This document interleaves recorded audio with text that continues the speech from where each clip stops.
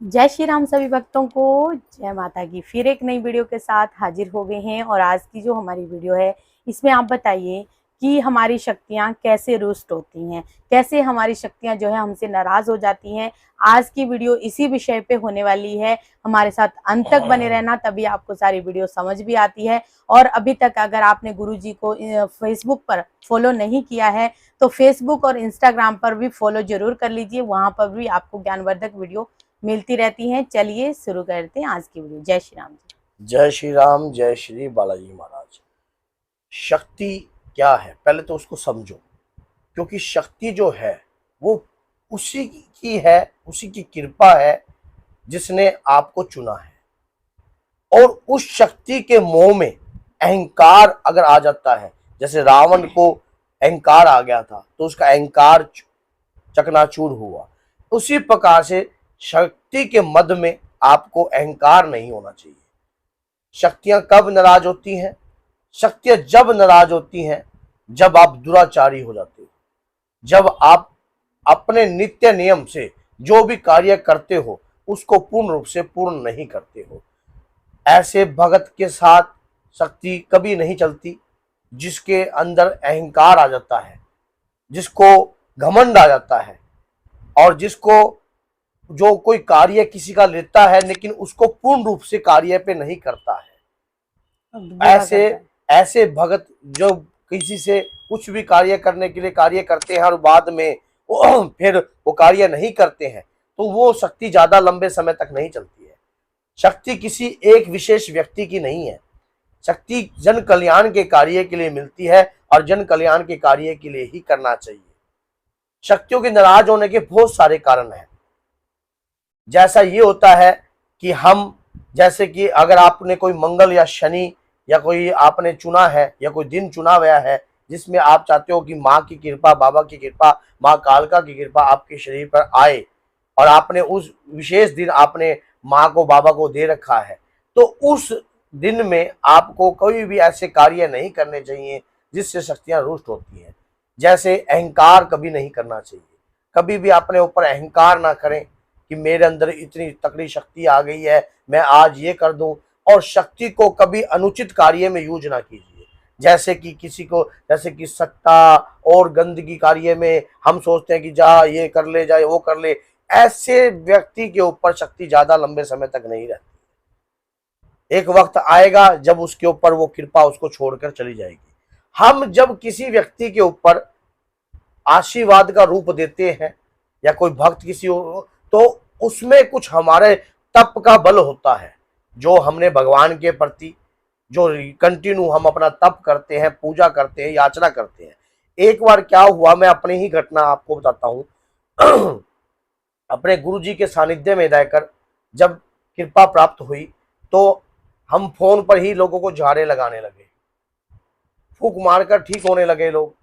जो जाए जो कहते वो होने लग गया, सब कार्य होने लगा। ऐसे जैसे वो कहते हैं कि चूहे को पागी हल्दी की गांठ और वो पंसारी बन के बैठ गया। तो ज्ञान था नहीं, तो उसमें क्या हो गया कि यहाँ भी जो कार्य हो रहा है वो सत्य हो रहा है, ये करो तो वो सत्य हो रहा है, वो करे तो वो सत्य हो रहा है, वो पूर्ण हो रहा है, वो पूर्ण हो रहा है।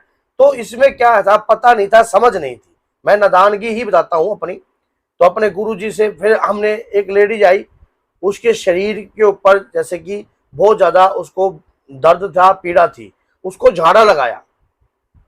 झाड़ा लगाया तो वो ठीक हो गई। ठीक होकर दोबारा वो दरबार में नहीं आई। फिर उसको 2 महीने बाद फिर दिक्कत हुई, दोबारा फिर आई, फिर उसको झाड़ा लगाया, फिर वो ठीक होगी। फिर 15 दिन बाद फिर उसने झाड़ा लगवाया। तो उसमें क्या हुआ कि मैंने देखा कि उसके बाद मेरे जैसी उसको तकलीफ थी वैसे ही मेरी बॉडी में रिएक्शन होने लगा।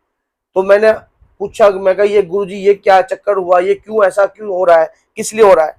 तब एक बात बोली कि तू जो झाड़ा लगा रहा है अपने तप का बल दे रहा है। ये तप का बल एक विशेष कार्यों के लिए होता है, अनुचित कार्यों के लिए नहीं होता है। आपने, अब आप सोचोगे कि इसमें अनुचित क्या हो गया, किसी को झाड़ा लगाना तो अच्छी बात है। सबसे बड़ी बात यह होता है कि उस व्यक्ति के अंदर हमने भक्ति कहां जागृत करी। अगर उस व्यक्ति के अंदर भक्ति ही नहीं जागृत होगी, वो हनुमान जी से नहीं जुड़ेगा या वो मां दुर्गा की पूजा नहीं करेगा, तो हमारा कार्य क्या है? हमारा कार्य तो यही है, अपने इष्ट आराध्य की पूजा कराना, और जो शक्ति मिली है वो भी तो उन्हीं की पूजा करवा रही है हमारे माध्यम से। तो हम अनुचित कार्य, इसको अनुचित कार्य ही मानते हैं। ये एक विशेष व्यक्ति तब के लिए होती है, जैसे कोई हैंडीकैप है या कोई किसी प्रकार का कोई असमर्थ है या कोई, तो वो भगवान आप अपने तप का बल से भी कृपा प्रदान कर सकते हो। तो ऐसी बात नहीं है, जब आप भक्ति करते हो तो आपके शरीर में अपार शक्ति आ जाती है, और वो शक्ति किसकी दी हुई होती है? आपके इष्ट, आपके आराध्य की होती है। उस शक्ति को अनुचित कार्य करके, जैसे कि प्याज, लहसुन और मीट, अंडा, दारू। अब कहते हैं कि अगर मान लो एक भक्त ने क्वेश्चन कर लिया मुझसे कि गुरुजी प्याज लहसुन जो है, हम समाज में रहते हैं, कहीं किसी के घर जाते हैं और पूजा पाठ भी करते हैं। देखिए सबसे बड़ी बात होती है, मैं तो एक ही बात बोलता हूँ कि त्याग ही सबसे बड़ी शक्ति है। अगर आपके अंदर किसी चीज को त्याग करने की भावना हो गई, गोस्वामी तुलसीदास जी ने अपनी पत्नी का त्याग किया था, तो ही वो गोस्वामी तुलसीदास जी बने। तो इसी बात नहीं है, हम ये नहीं कह रहे कि आप अपनी पत्नी का त्याग करें, अवगुणों का त्याग कीजिए। अवगुणों का, ग्रस्त जीवन में रहकर अवगुणों को धारण नहीं करना, छोटे छोटे अनुवर्तों को धारण कीजिए कि मैं ये चीज का सेवन नहीं करूंगा, मैं 15 दिन प्याज लहसुन नहीं खाऊंगा, मैं किसी को गाली नहीं दूंगा, मैं ये कार्य नहीं करूंगा।